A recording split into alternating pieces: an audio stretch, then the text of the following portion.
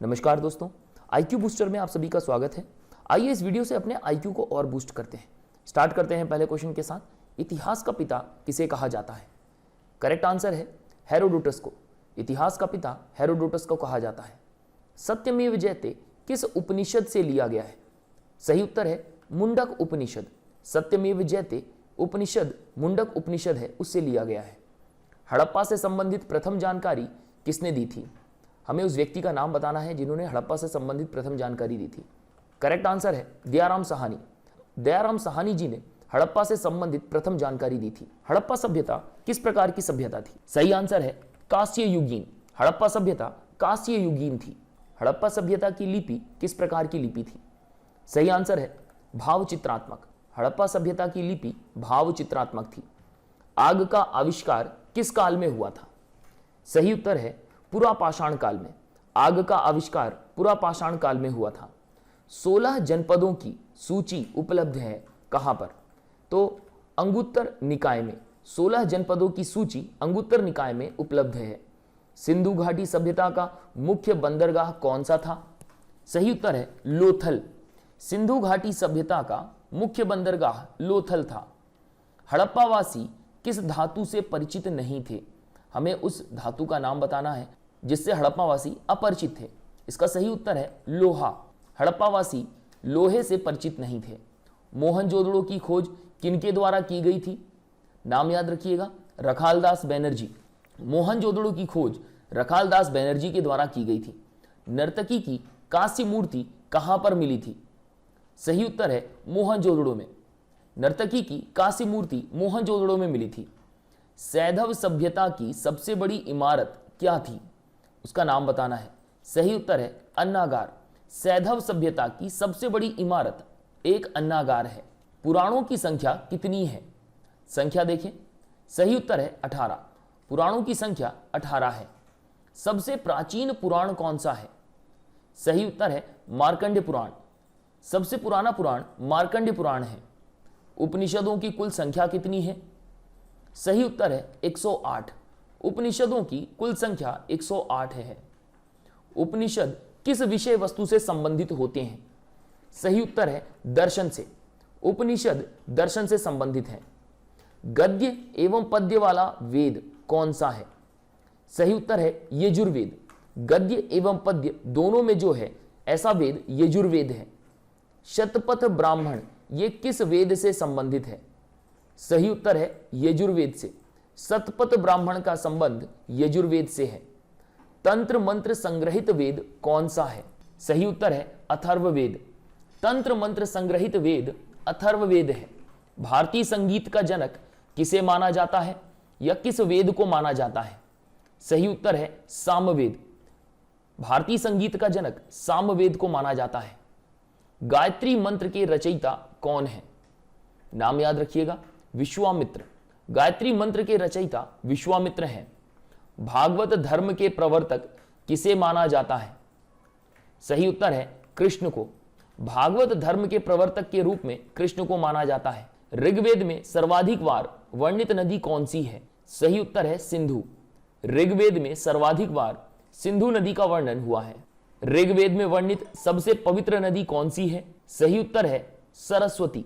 ऋग्वेद में वर्णित सबसे पवित्र नदी सरस्वती है। ऋग्वेद में वर्णित प्रमुख देवता किसे माना जाता है? सही उत्तर है इंद्र को। ऋग्वेद में वर्णित प्रमुख देवता इंद्र हैं। ऋग्वेद में सबसे बाद में बना मंडल कौन सा है? सही उत्तर है 10वां। ऋग्वेद में कुल 10 मंडल हैं। इस प्रकार से 10वां मंडल सबसे बाद में बना। प्राचीन हिंदू विधि के लेखक कौन है? सही उत्तर है मनु। प्राचीन हिंदू विधि के लेखक मनु हैं। स्मृति ग्रंथों में सबसे प्राचीन ग्रंथ कौन सा है? सही उत्तर है मनुस्मृति। स्मृति ग्रंथों में सबसे प्राचीन ग्रंथ मनुस्मृति है। पुस्तक मिताक्षरा यह पुस्तक किनके द्वारा लिखी गई? सही उत्तर है विज्ञानेश्वर।